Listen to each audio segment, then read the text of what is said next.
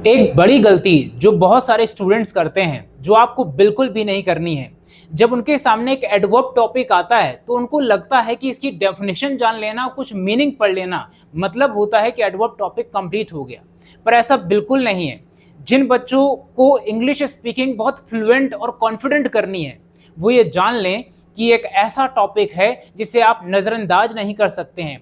आपको ज़बरदस्ती अपने आप को इस टॉपिक के अंदर डालना ही होगा, क्योंकि बहुत बड़ा बदलाव इस टॉपिक के बाद अगर आपने इसको समझ लिया, जान लिया और अगर इंग्लिश में आपने यूज़ कर लिया तो एक बहुत बड़ा चेंज आता है स्पीकिंग में। इस वीडियो लेसन में हम कंप्लीट एडवर्ब टॉपिक करेंगे, जिससे कि आपके जो कंफ्यूजन रहे हों कि क्या क्या जानना चाहिए, क्या सीखना चाहिए और क्या चेंज आएगा, वो सब हम इस वीडियो लेसन में करेंगे। तो सबसे पहले वही बेसिक सवाल है कि what is an adverb. Adverb क्या होता है? An adverb is a word that gives more information about a verb, an adjective, another adverb और a complete sentence. Meaning, adverb वह शब्द होता है जो वर्ब, एडजेक्टिव, दूसरे एडवर्ब या पूरे सेंटेंस के बारे में एक्स्ट्रा इंफॉर्मेशन देता है। आपको समझना है, अगर आप वर्ब यूज कर रहे हो उसके बारे में एक्स्ट्रा इंफॉर्मेशन देनी तो एडवर्ब चाहिए। अगर आप एडजेक्टिव यूज कर रहे हो उसके बारे में एक्स्ट्रा इंफॉर्मेशन देनी है तो एडवर्ब चाहिए। अगर आप एडवर्ब यूज कर रहे हो और उसके बारे में भी आपको एक्स्ट्रा इंफॉर्मेशन देनी है तो वो भी एडवर्ब चाहिए। और अगर आप सेंटेंस जोड़ रहे हो तब भी आपको एडवर्ब हेल्प करता है। तो पावरफुल चैप्टर है, बहुत अच्छे से सीरियस होकर समझने के लिए तैयार हो जाओ।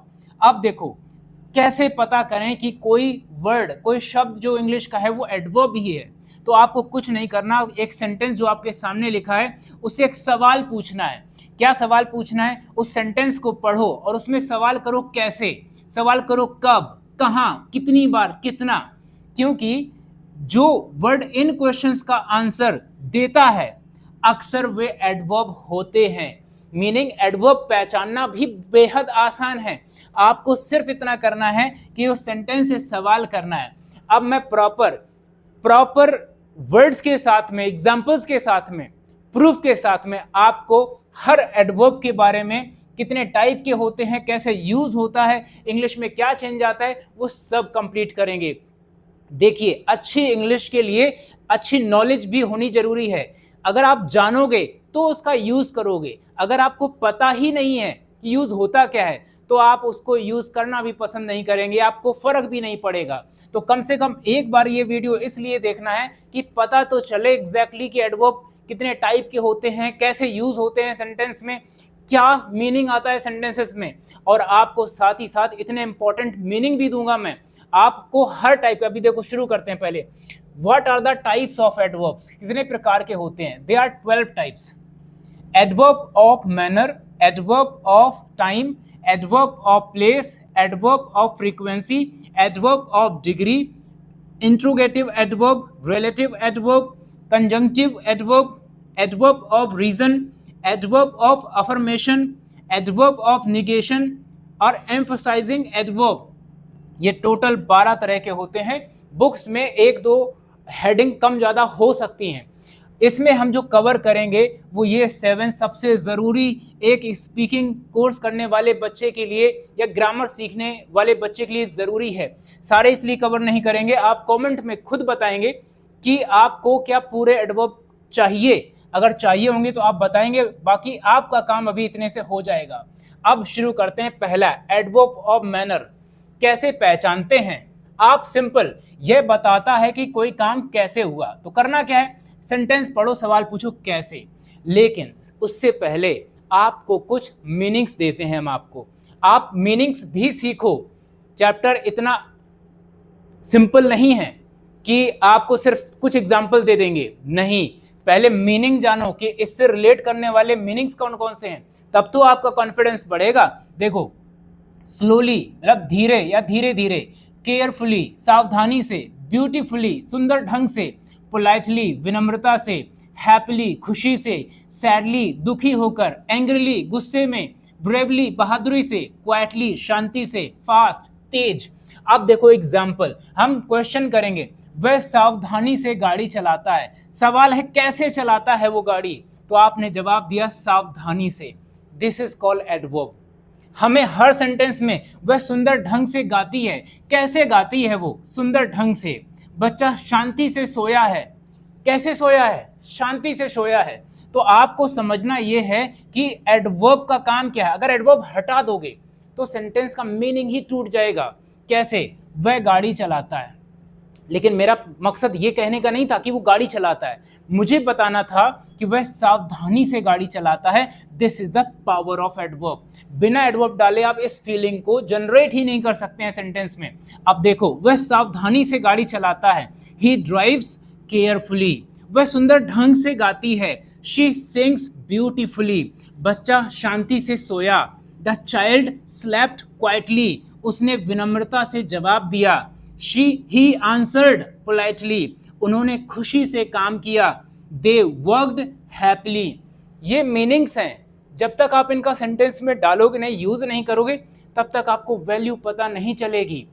ट्रस्ट मी, इंग्लिश में बहुत बड़ी इंप्रूवमेंट होती है जिस दिन से आपकी इंग्लिश में एडवर्ब्स यूज होना शुरू हो जाते हैं। क्योंकि देखो, उन्होंने काम किया, ये एक सिंपल सेंटेंस है, लेकिन हमें बताना था कि खुशी से काम किया, दुख से काम किया, प्रेशर से काम किया। तो ये एडवर्ब डालने से पता चलेगी उस सेंटेंस की भावना क्या है, फीलिंग क्या है। अगला है adverb of time. Adverb of time को पहचानते कैसे? ये बताता है कि काम कब हुआ। तो सवाल क्या करना है? पूछो कब। सेंटेंस में पूछना है कब। तो पहले मीनिंग, ऐसे वर्ड, पहले एडवर्ब भी जान लेते हैं। सबसे पहले देखो इन एडवर्ब्स को जो यही बताएंगे। जैसे today, tomorrow, yesterday, now, soon, later, recently, daily, tonight, already, ये सारे हैं जो बताएंगे कब, समय बताएंगे। जैसे देखो, मैं तुम्हें कल फोन करूंगा। कब फोन करूंगा? कल।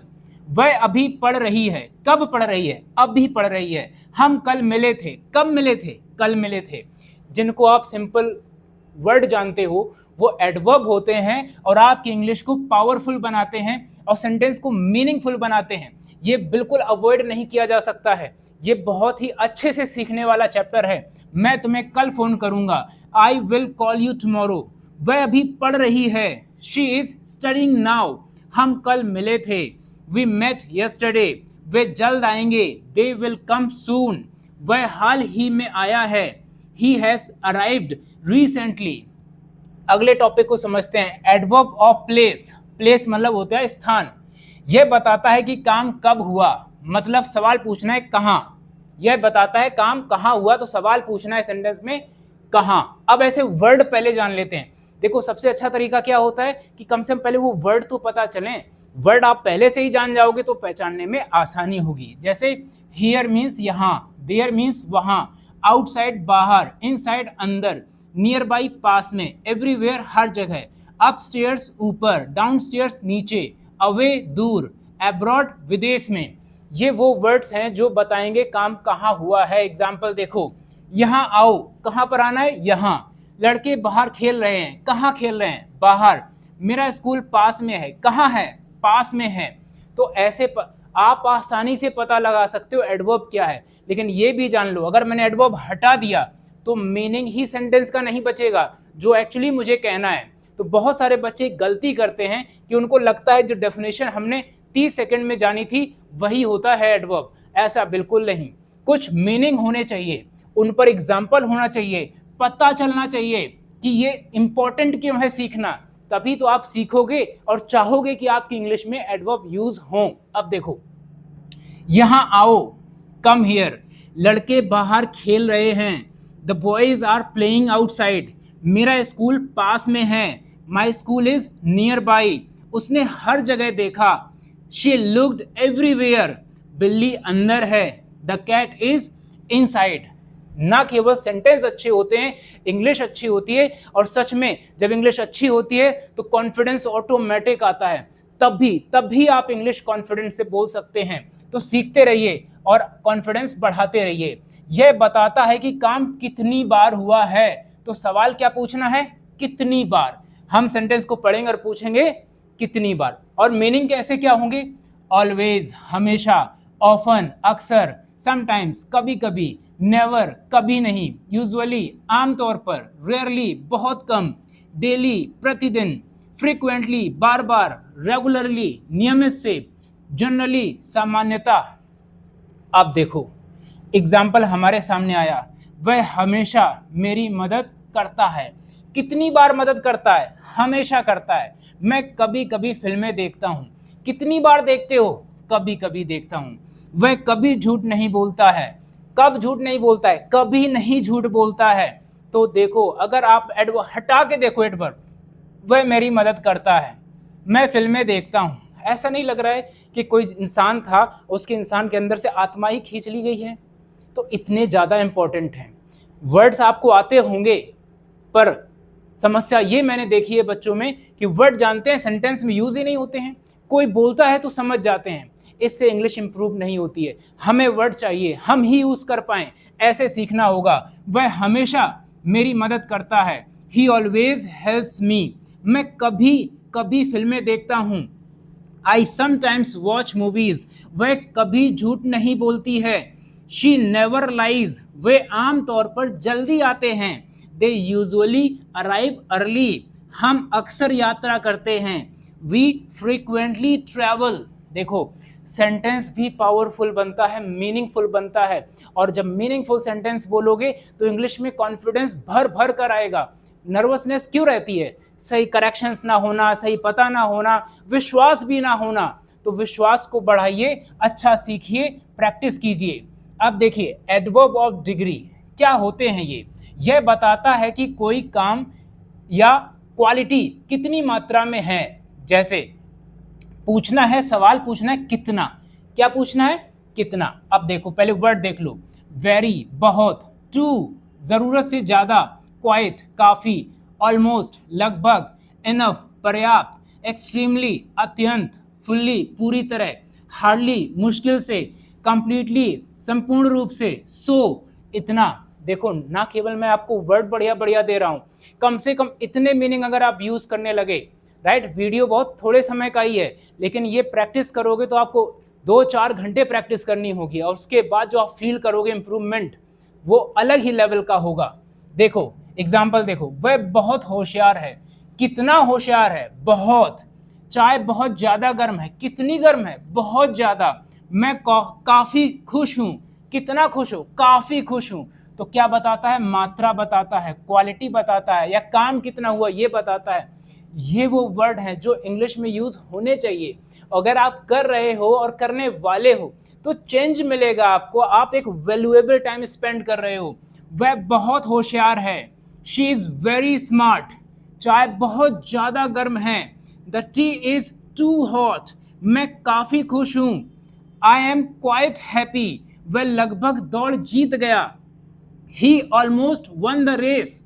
कमरा पूरी तरह साफ है, the room is completely clean. देखो, कितने आसान तरीके से आपको वर्ड मिल रहे हैं, एग्जाम्पल मिल रहे हैं। आपको समझना है, पूरा समझना है, क्योंकि जानोगे, अब जान गए हो, अब आप यूज करने के लिए कोशिश जरूर करोगे, क्योंकि अभी तक तो पता नहीं था। अब देखो, एडवर्ब क्या है? अब यहाँ पर इंट्रोगेटिव एडवर्ब क्वेश्चन पूछने के लिए यूज होता है। सिर्फ करना क्या है? सिर्फ सवाल पूछना है आपको। सवाल पूछना है, जैसे कि व्हेन, वेयर, व्हाई, हाउ। ये सवाल करना है आपको। तुम कहाँ रहते हो? क्या ये सवाल है? हाँ है। कहाँ, क्यों, कब, कैसे, कहाँ, सिंपल सवाल है, राइट। तो इंग्लिश क्या बनेगी? तुम कहाँ रहते हो? Where do you live. तुम क्यों रो रहे हो? Why are you crying. तुम कब आओगे? When will you come? तुमने ये कैसे किया? How did you do this? तुम्हारा बैग कहाँ है? Where is your bag? देखो, कितने सिंपल सिंपल तरीके से ये सीखा जा सकता है, अवॉइड करने की जरूरत नहीं है भाई। अब देखो, रिलेटिव एडवर्ब सबसे इंपॉर्टेंट। ये सेंटेंस थोड़ा बड़ा होगा, यह दो क्लॉजेज या सेंटेंसेस को जोड़ता है, राइट। जैसे वेयर, व्हेन, व्हाई। अब देखो एग्जांपल में, यह वह जगह है जहां मेरा जन्म हुआ था। मुझे यह वह दिन याद है जब हम मिले थे। इंग्लिश बनाते हैं, this is the place where I was born. मुझे वह दिन याद है जब हम मिले थे। I remember the day when we met. मैं वह कारण जानता हूं कि वह क्यों गया। I know the reason why he left. यह वह घर है जहां वह रहता है। This is the house where he lives. क्या तुम्हें वह समय पता है जब वह आई थी। Do you know the time when she arrived. देखो, एडवर्ब को इग्नोर नहीं कर सकते हैं। जिनको इंग्लिश को इम्प्रूव करना है, समझना है, जानना है और कॉन्फिडेंस से बोलना है, उन्हें ये सीखना होगा, उन्हें सीखना चाहिए, प्रैक्टिस करनी चाहिए। जानना भी काफ़ी नहीं है। आप जब अपने इंग्लिश में बोलोगे, इम्प्रूव फील करोगे, तभी आपको लगेगा कि आपने कुछ बढ़िया चीज़ें सीखी हैं। ठीक है, अगर आपको बाकी एडवर्ब भी सीखने हैं तो कमेंट में ज़रूर बताओ, मैं बना लूँगा आगे पीछे वीडियोस, पर आप सीखते रहो। मिलते हैं अगले वीडियो में।